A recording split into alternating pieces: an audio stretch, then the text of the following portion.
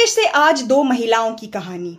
एक है सांसद और एक है उन्नाव के एक गांव की रहने वाली एक विधवा महिला की कहानी। और दोनों को ही न्याय नहीं मिल रहा है। पहली खबर आपको ये सोचने पर मजबूर कर देगी कि 2025 में भी महिलाओं को न्याय पाने के लिए क्या क्या करना पड़ रहा है।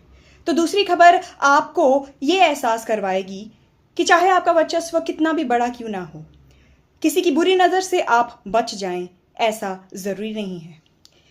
पहले मैं आपको बताती हूँ यूपी की राजधानी लखनऊ के विक्रमादित्य मार्ग की एक घटना, जिसमें उन्नाव जिले के एक गांव की रहने वाली महिला ने सुबह सुबह आत्मदाह करने का प्रयास किया। लखनऊ की राजनीति से वाकफियत रखने वाले लोग ये जानते हैं कि अक्सर गांव के दबे कुचले लोग, जिन्हें कहीं से भी न्याय नहीं मिलता, वो मुख्यमंत्री कार्यालय के बाहर या तो धरने पर बैठ जाते हैं या फिर आत्मदाह करने का प्रयास करते हैं।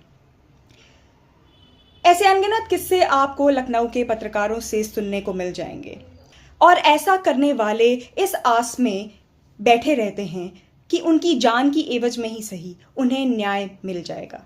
लेकिन ऐसा हो ये ज़रूरी नहीं है। और कहीं अगर आप आत्मदाह करने के प्रयास के दौरान बच जाते हैं या फिर बचा लिए जाते हैं तो आपको आत्मदाह करने के प्रयास का मुकदमा भी सारी उम्र झेलना पड़ सकता है। लखनऊ के विक्रमादित्य मार्ग पर असोहा कालूखेड़ा गांव की रहने वाली कलावती ने न्याय की आस में खुद पर पेट्रोल डालकर आत्मदाह करने की कोशिश की, लेकिन मौके पर मौजूद गौतमपल्ली थाने के दरोगा शैलेश कुमार और एक महिला सहकर्मी ने महिला को बचा लिया। जैसे ही अपने थैले से पेट्रोल की बोतल निकालकर कलावती ने पेट्रोल अपने ऊपर फेंका, दोनों पुलिसकर्मियों ने उनकी बोतल को उनसे छीन लिया और आग नहीं लगाने दी। गौतमपल्ली पुलिस ने इस बात की जानकारी उन्नाव पुलिस को दी और कुछ ही देर में असोहा थाने की पुलिस मौके पर पहुंच गई और कलावती को अपने साथ लेकर रवाना हो गई। दूसरी ओर दरोगा शैलेश कुमार की तहरीर पर कलावती पर गौतमपल्ली थाने में 226 और 221 बीएनएस के तहत आत्मदाह के प्रयास का मुकदमा दर्ज हो चुका है। उन्नाव के एक स्थानीय अखबार में छपी एक खबर के मुताबिक कलावती के पति की मौत हो चुकी है और उसका ऐसा आरोप है कि उसकी 15 बिस्वा जमीन पर गांव के कुछ दबंग कब्जा कर बैठे हैं। उसका ऐसा आरोप है कि कई जगह दरख्वास्त देने के बावजूद भी उसकी कोई भी सुनवाई नहीं हुई है। हालांकि इस सब के बाद कलावती को न्याय मिलेगा या नहीं, इस बात की तो कोई गारंटी नहीं है, लेकिन आत्मदाह के प्रयास का मुकदमा उसे जरूर झेलना पड़ेगा।